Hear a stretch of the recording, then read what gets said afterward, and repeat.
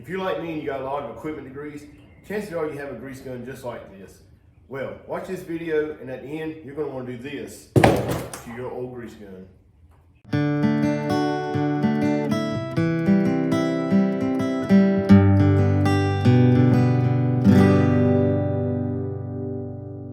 Welcome back to Essick Farms. Today I want to talk to you about grease guns. It's important to have a good grease gun here on the farm.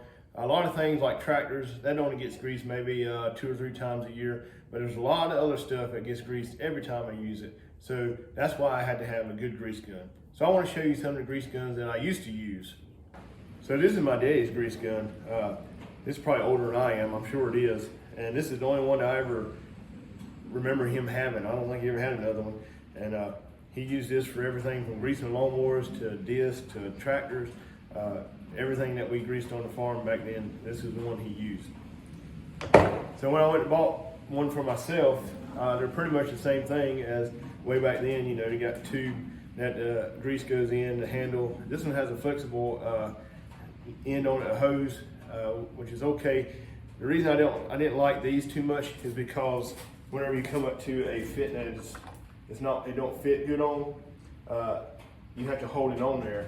Well, then you got to have another hand to pump the grease in. So a lot of times you're sitting there trying to pump it in with your leg or your head or your arm or something. So that was always kind of difficult to do like that. Which I did buy another one that has a solid end on it, and that works a little better for holding the grease fit, you know, and then you can just pump with 2 hands. So that was a little bit better. But those are still not as good as the one I have now. So I wanted to show you that one next. So this is not my daddy's grease gun at all.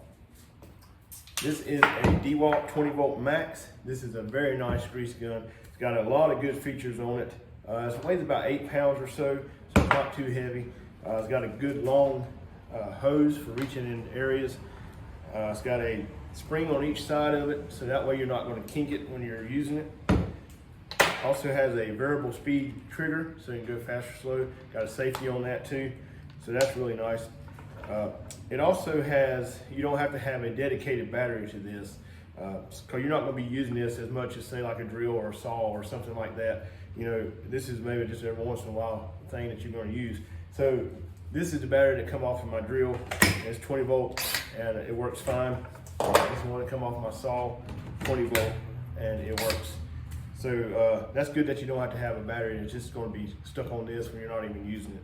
Also, a couple weeks ago, I didn't know this and noticed it had a light on it. So that's pretty good for maybe greasing in dark places or something. So it is really nice. It's cleaner than the older ones. You know, you're not going to get grease all over you or anything like that. I also like the way that it sits up. So when you're changing the canister here, you don't have to kind of like hold it or anything. It kind of just sits there by itself. And the best part, whenever you're using it, if you come up on some fittings that maybe not fit as good, all you gotta do is use one hand, hold it and use one hand, and you're done. So these are really nice. I looked these up and on Amazon, they're around $216.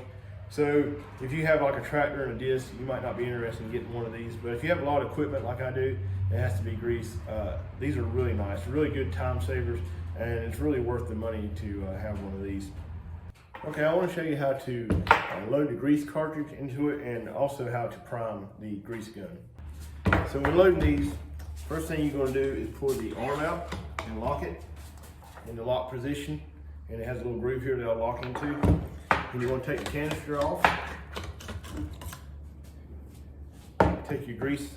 I use a heavy duty grease. So you want to take that with the hole, put that in. Then you want to pop your little top here like a soda can. So once you take the lid off, you'll notice that there's a lot of air in there, and that's what you're going to have to get the grease up to the screen that's inside the gun to prime it out. So you want to put your canister back in. You want to tighten it up. And you will notice that if you tighten it up all the way, when you go to put the arm back in, it won't even hardly move. So you can't even hardly push it. So what you want to do is back up a couple turns, and you see the arm starting to move in. That means that air is coming out. So you still can't really push it though. So what you want to do is twist it a couple times, and then it'll go right in, just like that. And then you want to tighten it back up, and it should be primed.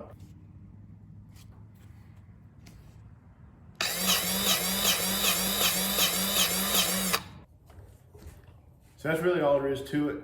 Really happy with this grease gun. I've had it for around a year now, and after the first time I used it, I knew it was a good buy, and I was happy with it. So if you're thinking about getting one of these, I hope this video helped you. And if you already have one and you like it, leave a comment below and let me know. And hit that thumbs up if you enjoyed this video, and we'll see you next time here on the farm.